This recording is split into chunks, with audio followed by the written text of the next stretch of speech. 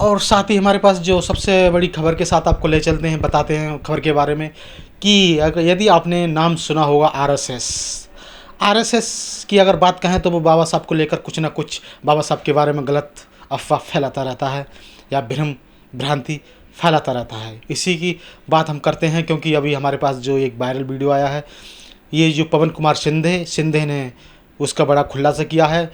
क्योंकि जो आरएसएस के लोग थे, आरएस के लोगों ने बाबा साहब के बारे में कुछ 4-5 बातें ऐसी को लेकर अफवाह फैलाई थी और तमाम लोगों के बीच उनसे जो दी प्रिंट एक आरएसएस का लाइव यूट्यूब चैनल है और उस चैनल के माध्यम से वो बाबा साहब के बारे में कुछ अफवाह फैला रहे थे। तो इसका सबसे बड़ा खुलासा किया है पवन कुमार ने लाइव आकर के। पवन कुमार शिंदे नाम है, उन्होंने लाइव आकर के किया है। सभी को क्रांतिकारी जय भीम। आप सभी का इस फेसबुक लाइव में मैं हार्दिक स्वागत करता हूं। संस्कृत भाषा में एक श्लोक है, उष्ट्राणाम च विवाहेषु गीतम गायन्ति गर्दभः परस्परम प्रशंसन्ति अहो रूपम अहो ध्वनि। इसका भावार्थ यह है कि ऊँटों की शादी थी और ऊँटों की शादी में गधे गए और गधों ने जाकर वहाँ गाना शुरू कर दिया और गधों का गाना सुनकर ऊँटों ने कहा वाह क्या आवाज़ है, बहुत बढ़िया। और गधों ने ऊँटों से कहा कि आपके जैसा सुंदर दुनिया में है दूसरा है ही नहीं कोई। बिल्कुल ऐसा ही भारत के अंदर कुछ लोगों का हुआ दिखाई देता है। गधे ऊँटों की तारीफ करते हैं और ऊँट गधों की तारीफ करते हैं। ऐसे तारीफ करते करते 90 साल गुजर गए। अब इन ऊँटों और गधों को शेर और टाइगर लोगों की ज़रूरत पड़ रही है। खुद की प्रशंसा झूठी तौर पर उनके मुख में डालकर खुद की पीठ थपथपाना, ये हम लोगों ने अभी देखा। कहाँ पर देखा? तो राष्ट्रीय स्वयंसेवक संगठन के श्री अरुण आनंद, इसके माध्यम से द प्रिंट नामक पोर्टल ने, जो अभी यूट्यूब पर उपलब्ध है, डॉक्टर बाबा साहब अम्बेडकर जी के 129वें जयंती के अवसर पर अफवाह फैलाने के उद्देश्य से Ambedkar's links with RSS and how their ideologies were similar नाम से वीडियो प्रसारित किया। एक समय था जब यही पुष्यमित्र शुंग के वारिस आरएसएस के लोग डॉक्टर बाबा साहब अम्बेडकर जी का पुरजोर विरोध करते थे। छल कपट की नीति से इन्हीं लोगों ने करपात्री जैसे लोगों को हिंदू कोड बिल के समय पूरे भारत में घुमा घुमा कर बाबा साहब पर तरह तरह के लांछन लगाए। हमारे पास तो ऐसे सबूत हैं कि इन लोगों ने, संघ के लोगों ने और बहुत सारे ब्राह्मणवादियों ने बाबा साहब अम्बेडकर जी की हत्या तक करने की उनके चित्त में धारणा हुई थी। ऐसे सबूत भी हमारे पास मौजूद है। फिर आज ऐसा क्या हुआ, क्या रहा है कि पुष्यमित्र शुंग के वारिस, पेशवाओं के वारिस, जो राष्ट्रीय स्वयंसेवक संगठन है, वो लोग बाबा साहब की प्रशंसा क्यों कर रहे हैं और उनके माध्यम से खुद की प्रशंसा क्यों कर रहे हैं? ऐसा क्या हो रहा है? उन लोगों को बाबा साहब का नाम क्यों लेना पड़ रहा है? अर्थात अंतःकरण से नहीं, मगर वो ले रहे हैं क्यों? इसका सीधा जवाब है, डॉक्टर बाबा साहब अम्बेडकर जी को आज विश्व मान्यता मिली है और दूसरी बात, उनको समाज मान्यता मिली है। और इसी बात का दोहन करने के लिए ये आरएसएस के लोग झूठ और अफवाह फैला रहे हैं। सूक्ष्म मक्कारी से, बुद्धि भेदक और छलवादी शब्दों से भरपूर ऐसा उस आनंद नाम के प्रचारक का वह वीडियो है।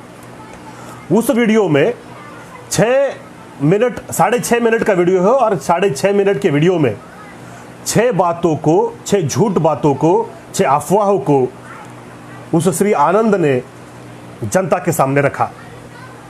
वो जो 6 झूठ है वो एक एक करके हम देखेंगे उनका सत्य क्या है। सबसे पहली बात, आनंद कहता है 1935 में डॉक्टर बाबा साहब अम्बेडकर जी ने पूना में स्थित संघ के कैंप में शिरकत की। इसका जवाब है ये झूठ है। ऐसा बाबा साहब अम्बेडकर ने कभी भी 1935 में कभी भी किसी भी आरएसएस के कैंप में बाबा साहब नहीं गए। दूसरी बात उसने कही आनंद ने कि 1939 में 1939 में संघ का जो संस्थापक था डॉक्टर हेडगावार ने बाबा साहब अम्बेडकर जी को न्योता भेजा कि आप संघ के इस कैंप में आए। ये भी बात झूठ है। बाबा साहब को किसी ने भी ऐसा न्योता नहीं भेजा। ये भी अनैतिहासिक बात है। तीसरी बात आनंद ने कही कि 1949 में 1949 में संघ का, सबसे पहली बात तो मैं आपसे कहना चाहता हूं, आरएसएस का मूल नाम आरएसएस नहीं है, इसका नाम है जरीपटका मंडल। जरीपटका नाम का पेशवाओं का झंडा हुआ करता था। छत्रपति शिवाजी महाराज का झंडा वो भगवा ध्वज है और जरीपटका मंडल, जरीपटका यह जो है पेशवाओं का झंडा है, ब्राह्मणों का झंडा है और संघ का मूल नाम जरीपटका मंडल है। तो इस जरीपटका मंडल का द्वितीय सुप्रीमो गोलवालकार गुरुजी जिसको कहते हैं, उस गोलवालकार ने डॉक्टर बाबा साहब अम्बेडकर जी से मिलने के लिए दिल्ली में गया था, ऐसा आनंद ने कहा। क्या यह बात सच है? बिल्कुल सच है। गुरु गोलवालकर डॉक्टर बाबा साहब अम्बेडकर जी से मिलने के लिए नई दिल्ली में गया था और जाने के बाद वहां पर उसने जो संघ पर जो बैन लगाया, वो बैन हटाने के लिए बाबा साहब से गुफ्तगू की, ऐसा आनंद ने कहा। यह बिल्कुल झूठ बात है। हाँ, गोलवालकर बाबा साहब से मिलने गया था मगर वहां पर बैन की बातचीत नहीं चली। वहां पर जो बातचीत चली वो बात गोलवालकर और डॉक्टर बाबा साहब अम्बेडकर जी के बीच जो वार्तालाप हुआ, वो वार्तालाप मैं आपके सामने रखना चाहता हूं। उस वार्तालाप में डॉक्टर बाबा साहब अम्बेडकर जी के साथ 25 साल जो हमारे महानुभाव रहे आदरणीय सोहनलाल शास्त्री जी, वो भी उस समय उपस्थित थे और उन्होंने उस बातचीत को रिकॉर्ड करके रखा है। क्या रखा है देखिए। उन्हीं दिनों गुरु गोलवालकार बाबा साहब को मिलने के लिए दिल्ली आए। उसके 10 उंगलियों में नाना प्रकार की पाषाण जड़ित सुनहरी अंगूठियां पहनी हुई थी। बाबा साहब ने सोहनलाल शास्त्री से कहा, देख ये कोई धनी व्यक्ति नहीं है, किंतु सोने की हीरे जड़ित अंगूठियां इसे राष्ट्रीय स्वयंसेवक संघ के गुरु दक्षिणा पूजा के अवसर पर दक्षिणा में मिली है। और बाबा साहब आगे क्या कहते हैं सुनो। बाबा साहब कहते हैं, देखो इस देश के पोप एक नहीं, दो नहीं, 10 उंगलियों में 10 प्रकार की अंगूठियां पहने हुए हैं। और बाबा साहब ने टिप्पणी की, जब ये गोलवालकर मिलने के लिए आया, बाबा साहब ने क्या टिप्पणी की देखिए। ऐसा गुरु जिस देश में होगा उसका कभी कल्याण नहीं हो सकता।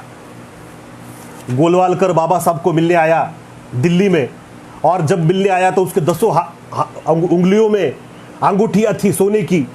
बाबा साहब ने कहा, ये देखो ये 10 उंगलियों में अंगूठियां पहनने वाला ऐसा अगर गुरु होगा तो उस देश का कल्याण नहीं हो सकता।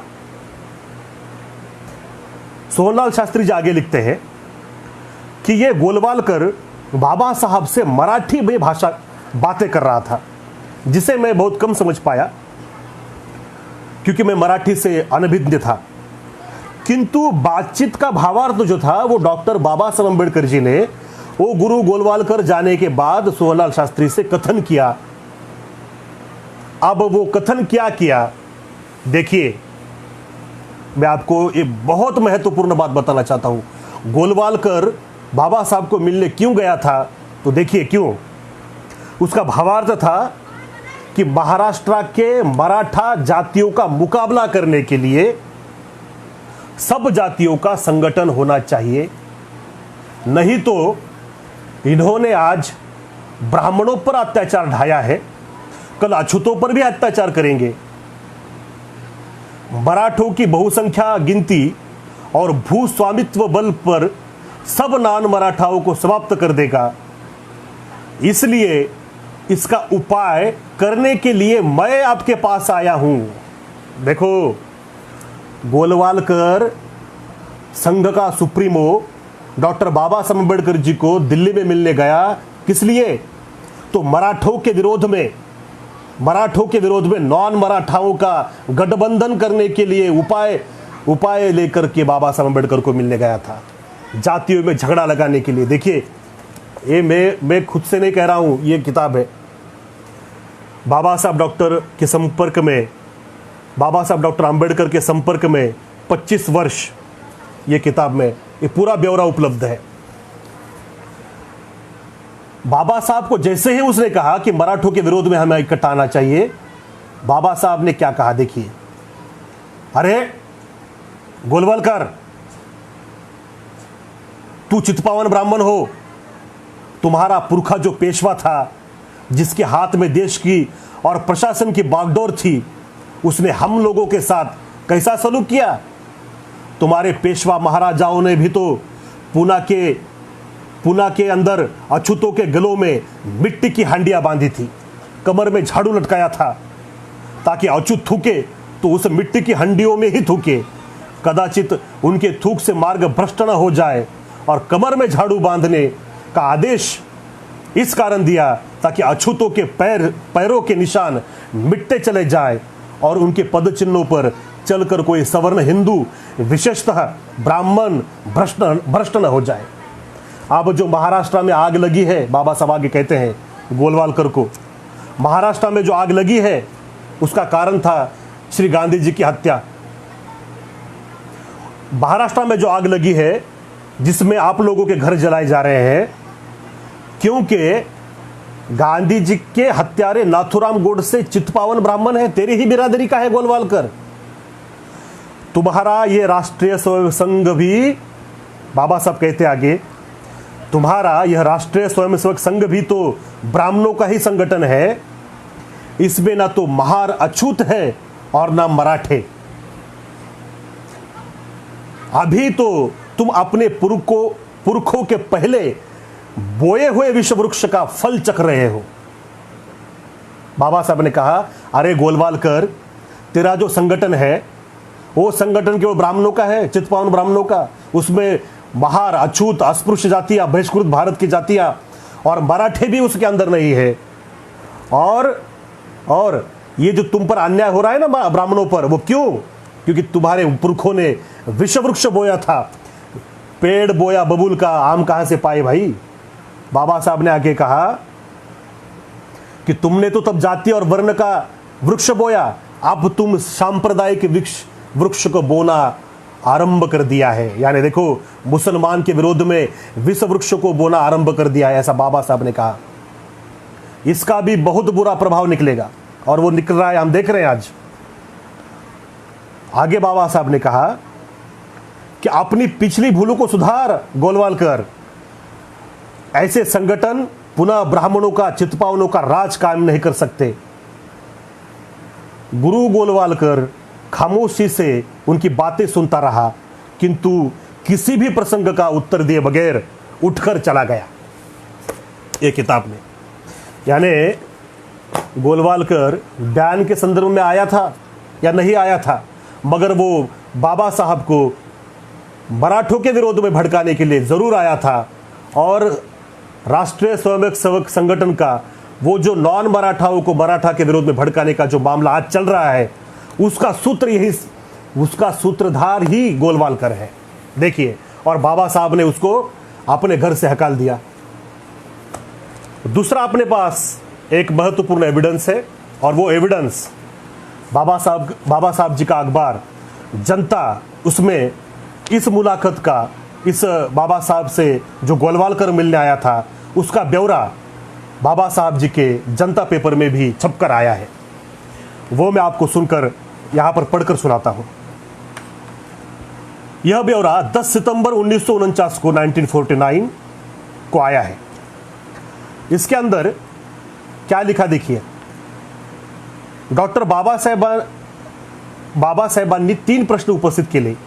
यह जो ब्यौरा है, यह ब्यौरा प्रदीप गायकवाड़ जी संपादक है। उन्होंने बाबा साहब जी के समग्र भाषणों का 10 खंडों में प्रकाशन किया है, वो नागपुर के अंदर उपलब्ध है। उसमें खंड क्रमांक 7, खंड 7वें में पृष्ठ 167 167 पर डॉक्टर बाबा साहब अम्बेडकर गोलवालकर भेंट, इसके अंदर यह ब्यौरा आपको मिल सकता है। बाबा साहब ने गोलवालकर को, वो तो चर्चा हुई, और उसके साथ साथ 3 सवाल किए। क्या सवाल किया देखो। पहला सवाल किया, हिंदू महासभा आणि राष्ट्रीय स्वयंसेवक संघ या दोघांचीही तत्व प्रणाली एकाच पायावर उभारलेली असता सभा आणि संघ एकमेकांशी काही संबंध नाही असे सांगतात, म्हणजेच एकाच रस्त्याने पण 2 रांगा करून चालतात, याचा अर्थ काय? इसका हिंदी अनुवाद ऐसा होगा। बाबा साहब ने गोलवालकर को कहा कि भाई हिंदू महासभा, जिसका सुप्रीमो सवारकर था, और तेरा जो संगठन है संघ, राष्ट्रीय स्वयंसेवक संघ, इन दोनों की तत्व प्रणाली, तत्व ज्ञान, विचारधारा एक ही है, तो भी तुम दोनों लोग कहते हो कि हमारा कोई संबंध नहीं है। इसका मतलब एक ही रास्ते पर चलने वाली 2 लाइनें हो क्या? इसका कोई भी जवाब गोलवालकर नहीं दे सका। क्यों? क्योंकि आपको आश्चर्य लगेगा, ये बात बहुत कम लोग जानते हैं। हिंदू महासभा का सवारकर और राष्ट्रीय स्वयंसेवक संगठन का ये गोलवालकर, इनके बीच झगड़ा था। क्यों पता है? सवारकर गोलवालकर को कहता था ये चोर है। क्यों? क्योंकि सवारकर का गोलवालकर पर आरोप था कि गोलवालकर ने उसका जो भाई है सवारकर का बड़ा भाई, उसके हिंदुत्व के विचार को चुराकर खुद के नाम से छापा। तो सवारकर गोलवालकर को चोर कहता था, इसलिए हिंदू महासभा और राष्ट्रीय स्वयंसेवक संघ में संबंध नहीं था, वितुष्ट था। ये हम यहां पर देख सकते हैं। आगे दूसरा सवाल बाबा साहब जी ने पूछा, सध्या आपला देश अत्यंत आणीबाणीच्या अशा काळातून जात आहे। अशा वेळी देशाच्या जीविताचा प्रश्न सोडवण्याच्या दृष्टीने राष्ट्रीय स्वयंसेवक संघापाशी काही कार्यक्रम आहे का? इसका भी उत्तर गोलवालकर नहीं दे सका। बाबा साहब ने पूछा कि भारत यह अभी आनीबानी यानी इमरजेंसी के दौर से चला जा रहा है, बहुत संक्रमण का समय आ गया है, ऐसे में देश के सामने कुछ ब्लूप्रिंट है तुम्हारे पास? इसका कोई जवाब नहीं था। तीसरा सवाल बाबा साहब जी ने पूछा, हिंदूंच्या जुन्या संस्कृतीचे पुनर्जीवन करण्याचे राष्ट्रीय स्वयंसेवक संघाचे मुख्य ध्येय आहे, तो हिंदूंची जुनी संस्कृति कौन थी? यानी गोलवालकर ने कहा कि हमारे संगठन का जो उद्देश्य है वह हिंदुओं की पुरानी संस्कृति, पुराना संस्कृति को पुनर्जीवित करना, पुनर्जागरण करना, उसका रेनेसांस करना, ये हमारा उद्देश्य है। बाबा साहब ने पूछा, भाई तेरी वो हिंदुओं की जुनी संस्कृति, पुरानी संस्कृति है कौन सी? और तब बाबा साहब ने उसको कहा, वो वही है क्या? वो ब्राह्मणों की संस्कृति, तुम्हारा जो कर्म का तत्वज्ञान है इत्यादि। और बाबा साहब ने आगे कहा कि ये इनकी जो संस्कृति है ब्राह्मणों की, ये संस्कृती नसून खालच्या थरातील लोकांच्या जीवनाचे अपहरण करणारी संस्कृती आहे। बाबा साहब ने कहा ये ब्राह्मणों की पुरानी संस्कृति सभ्यता नहीं है, कोई संस्कृति नहीं है, बल्कि बहिष्कृत लोगों के जीवन का अपहरण करने वाली विकृति है। ये पेशवाओं के रिवाजों का, पेशवाओं की प्रवृत्ति का और पेशवाओं की पहराव यानी कि ड्रेस का प्रदर्शन करने वाला संघ है, और ये लोग पेशवाओं का राज स्थापन करने के सपने अपने मन में ला रहे हैं। ऐसा बाबा साहब ने गोलवालकर को कहा, और गोलवालकर को लज्जा से अपना जो, अगर उसके मन में थोड़ी भी शर्म होती, लज्जा होती, तो वहां से वो उठकर गया और उसने वही किया। भाई और बहनों, हमने देखा कि जो तीसरा मुद्दा आनंद ने कहा था कि गोलवालकर बाबा साहब से मिलने गया था, हाँ, मगर चर्चा क्या हुई थी वो मैंने आपको बताई। आप बताओ, डॉक्टर बाबा साहब अम्बेडकर जी ने गोलवालकर को ऐसे खड़े बोल सुनाए, तो क्या उनकी और इनकी आइडियोलॉजी सिमिलर हो सकती है? इसका जवाब आप ही दें। चौथी बात उसने कही, 1952 में जब जनरल इलेक्शन हुए थे तो दत्ता ठेंगड़ी नाम का संघ का प्रचारक था। अब ये दत्ता ठेंगड़ी को आनंद कहता है blue eyed baby, blue eyed boy of doctor Baba Saheb Ambedkar. भाई साहब, ये कोई दत्ता ठेंगड़ी को मेरे पास तो ऐसा अभी वो मिल नहीं रहा, जब मिलेगा तो मैं आपको बताता हूं। ये दत्ता ठेंगड़ी को मीटिंग में से बाहर हकाल दिया था अम्बेडकरवादियों ने। 1952 के जनरल इलेक्शन में दत्ता ठेंगड़ी काय को खड़ा रहेगा? जनसंघ के साथ। क्यों खड़ा रहेगा? क्योंकि बाबा साहब ने शेड्यूल कास्ट फेडरेशन का जो मैनिफेस्टो छाप दिया था 1951 में, उसके अंदर किन लोगों के साथ गठबंधन नहीं करना है इसका भी बाबा साहब ने उल्लेख किया था। और उसमें हिंदू महासभा, आरएसएस और कम्युनिस्टों के साथ शेड्यूल कास्ट फेडरेशन बिल्कुल गठबंधन नहीं करेगी। तो दत्ता ठेंगड़ी जैसे ये निम्न स्तर के स्वयंसेवकों को बाबा साहब टिकट देकर चुनाव के लिए खड़ा करेंगे, ऐसा कहना ये मक्कारी के अलावा और कुछ नहीं है। पांचवी बात आनंद ने कही, 1953 में पिंगले नाम का ब्राह्मण औरंगाबाद में बाबा साहब से मिलने गया और बाबा साहब ने कहा कि भाई पिंगले, आरएसएस का काम बढ़ाओ, बहुत जोर शोर से बढ़ाओ। ये भी झूठ है, कोई पिंगले फिंगले बाबा साहब को मिलने नहीं गए और बाबा साहब ने किसी पिंगले को संघ को बढ़ावा मिलना चाहिए और बढ़े, ऐसी बात करने का तो कोई मुद्दा ही अप्रस्तुत है। आखिरी बात उसने कही आनंद ने, छठवीं बात, 1954 में भंडारा के बाय इलेक्शन में शेड्यूल कास्ट के उस इलेक्शन में संघ ने मदद की और ये जो दत्ता ठेंगड़ी था, वो Datta Thengadi schedule caste federation का सेक्रेटरी था। हमारे आदरणीय विद्वान हरिभाव नरकेची ने सेक्रेटरी जो आनंद ने कहा उसके ऊपर जो काउंटर आर्ग्यूमेंट की है, भाई दत्ता ठेंगड़ी शेड्यूल कास्ट से नहीं था तो शेड्यूल कास्ट फेडरेशन का सेक्रेटरी कैसे होगा? यहीं पर इनकी धज्जियां उड़ जाती है। इस तरह से ये 6 बातें जो उसने कही, ये झूठी, मक्कारी से भरी, बुद्धिभेदक और छलवादी शब्दों से भरी हुई है। बाद में उसने क्या कहा, देवरस का नाम लेकर के, ये जो देवरस था ये संघ का तीसरा सुप्रीमो था। देवरस ने कहा कि छुआछूत सबसे बड़ा गुनाह है, अगर ये गुनाह नहीं है तो दुनिया में कुछ भी गुनाह नहीं है। मेरे पास ये देवरास की किताब है, ये बहुत दुर्मिल जैसे मराठी में कहते हैं किताब है। इसका नाम है राष्ट्रीय स्वयंसेवक संघ लक्ष्य एवं कार्य, मद देवरस इसका ये भाई था लगता है। और इसके अंदर ये देवरस की बात छपी है। देवरस क्या कहता है देखो, वो कहता है कि आमच्या अधपतनाचे कारण, यानी हमारा अधपतन क्यों हुआ, तो उसका कारण है वर्ण व्यवस्था नष्ट हुई, इसलिए हमारा अधपतन हुआ। जो देवरस वर्ण व्यवस्था नष्ट हुई इसलिए हमारा अधपतन हुआ ऐसा कहता है, और जो डॉक्टर बाबा साहब अम्बेडकर वर्ण व्यवस्था ही को समूल नष्ट करना चाहिए ऐसा कहते हैं, वही केवल राजकीय दृष्टि से छुआछूत के विरोध में बोलता है, वो कोई अंतःकरण से, हृदय से नहीं बोला। इसलिए देवरस का जो मुद्दा आनंद कहता है वो भी झूठा है, वो भी पॉलिटिक्स से प्रेरित है। इसके बाद एक बहुत महत्वपूर्ण बात मैं आपके सामने रखना चाहता हूं। संविधान जब भारत में बन रहा था उस समय आरएसएस के लोग क्या कर रहे थे? ये लोकसभा सेक्रेटरीट ने संविधान सभा के डिबेट्स प्रकाशित किए हैं 5 खंडों में।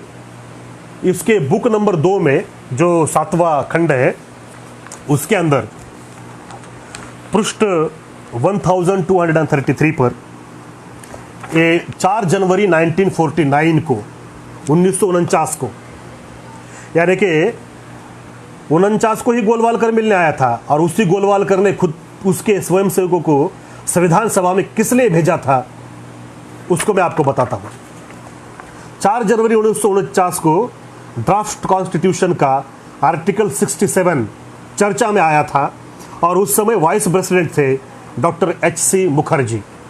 मुखर्जी ने क्या कहा देखिए, before we begin the business of the house I have to inform honorable members, that yesterday information was received that the members of the RSS would somehow secure entrance into the lobbies and galleries in order to create disturbances. ये देखो, यानी SC. Mukherjee ने कहा कि मुझे खबर मिली है कि आरएसएस की घुसपैठिए संविधान सभा में घुसकर हुल्लड़बाजी करना चाहते हैं, संविधान सभा का कार्य कामकाज बंद करना चाहते हैं, इनको हकाल दो बाहर। और मार्शलों ने ये स्वयंसेवकों को ऐसा गिरफ्तार को पकड़कर हकाल दिया था। ये संविधान सभा के डिबेट में उपलब्ध है। जो लोग संविधान सभा के अंदर हुल्लड़बाजी करना चाहते थे, ऐसे संघ का और डॉक्टर बाबा साहब अम्बेडकर जी का आइडियोलॉजी सिमिलर हो सकता है। द प्रिंट के शेखर गुप्ता, शर्म करो। इसके बाद ये सब आया कहां से? ये जो आनंद बोल रहा है, ये गटार, जिसको मराठी में कहते हैं गटार गंगा, इसकी उत्पत्ति हुई कहां से? तो आपको आश्चर्य लगेगा। दत्ता ठेंगड़ी की एक किताब है अपले बाबा साहब, ये मराठी में किताब है, उसके अंदर से ये सब गटार गंगा निकली है। उसने झूठों का पुलिंदा बांधकर, गठड़ी बांधकर ये जो झूठ का पाथेय उपलब्ध कराया है, बस यहीं से ये आनंद जैसे, ये शेखर गुप्ता जैसे लोग ये झूठ फैला रहे हैं। वो उसी किताब में दत्ता ठेंगड़ी ने गोलवालकर ने बाबा साहब को लेटर लिखा, ऐसा झूठ लिखा है। और गोलवालकर ने बाबा साहब को लेटर क्यों लिखा? बैन हटाने के लिए। मेरे पास ये गोलवालकर का पूरा जितने पत्र उसने लिखे थे उसका किताब है मेरे पास। ये किताब 1985 में छपी थी। इसके अंदर बाबा साहब को लिखा हुआ लेटर उपलब्ध ही नहीं है। क्यों? क्योंकि था ही नहीं। ये सरासर झूठ बात है। ये देखो, पत्र रूप श्री गुरु जी। आनंद कहता है कि सिमिलर आइडियोलॉजी, भाई साहब आनंद जी और वो शेखर गुप्ता, जब बाबा साहब की फिलॉसफी ही ब्राह्मणवाद की फिलॉसफी के विरोध में थी और बाबा साहब जी का उद्देश्य ही था complete destruction of Brahmanism as a philosophy of life and as a social order. जो आरएसएस के लोग अपने स्टॉल पर मनुस्मृति रखते हैं, पुरुष सूक्त रखते हैं, जो लोग गीता बेचते हैं, बाबा साहब ने तो सभी ब्राह्मणी ग्रंथों की सम्यक चिकित्सा अनिरीक्षकी करके उसको, उसके विषाक्त रूप को जनता के सामने रखा। तो उनकी आइडियोलॉजी सिमिलर हो सकती है। किसको मूर्ख बना रहा है आनंद? ये जो लोग हैं ये कंफ्यूज है या फिर ढोंग रचाते हैं कंफ्यूजन का। कैसे? ये सवेरे सवेरे प्रातः स्मरण करते हैं, उसके अंदर वो सम्राट अशोक जी का, चंद्रगुप्त मौर्य जी का नाम लेते हैं और यही वो पुष्यमित्र शुंग नाम के गधे का भी नाम लेते हैं, जिसने मौर्य साम्राज्य को ध्वस्त कर दिया, बुद्धिज्म को ध्वस्त कर दिया।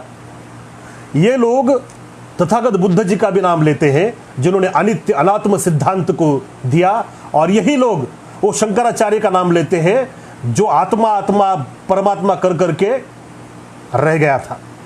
यही लोग तिलक का नाम लेते हैं और यही लोग क्रांतिबा ज्योतिराव फुले जी का भी नाम लेते हैं। ये परस्पर विसंगतियों का नाम क्यों लेते हैं?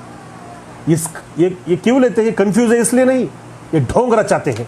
इसको मक्कारी के अलावा और कोई शब्द मेरे पास है नहीं। शास्त्रों में एक मिथक था कि किसी ने प्रतिसृष्टि बनाई थी और उस प्रतिसृष्टि में सांप नेवला दोस्त बन गए, बाघ बकरी दोस्त बन गए। ऐसा एक मिथक प्रचलन में है। बस वही मिथक जो झूठ है, ये संघ के संगोटे लोग करना चाहते हैं। ये दिख रहा है। भाइयों और बहनों, इस तरह से हमने यहाँ पर इन 6 बातों का परामर्श लिया। इस वीडियो के माध्यम से द प्रिंट के सब जितने भी लोग हैं, डायरेक्टर है, मैनेजर है, शेखर गुप्ता होगा और वो आनंद होगा, आरएसएस होगा, इन सब का मैं यहाँ पर धिक्कार करता हूँ, निषेध करता हूँ। और आखिरी में एक संस्कृत का श्लोक आपके लिए यहाँ पर रखता हूँ।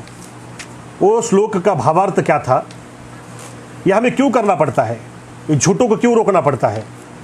रिपुशेषम व्याधिशेषम चाग्निशेषम तथैव च पुनः पुनः प्रवर्धन्ते तस्मात् शेषम न कारयेत। यानी शत्रु, रोग और अग्नि का अंश मात्र भी यदि रह गया तो वह पुनः बढ़ जाता है।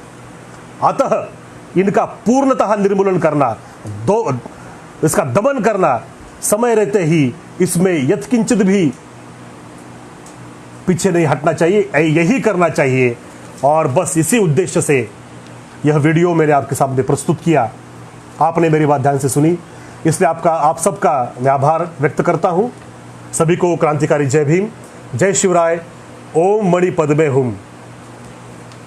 अगर आपको ये वीडियो पसंद आया होगा, ये झूठ का पर्दाफाश हुआ होगा, इसको ज़्यादा से ज़्यादा लोगों तक पहुंचाने के लिए कृपया इसे शेयर करें, ज़्यादा से ज़्यादा शेयर करें। धन्यवाद, धन्यवाद।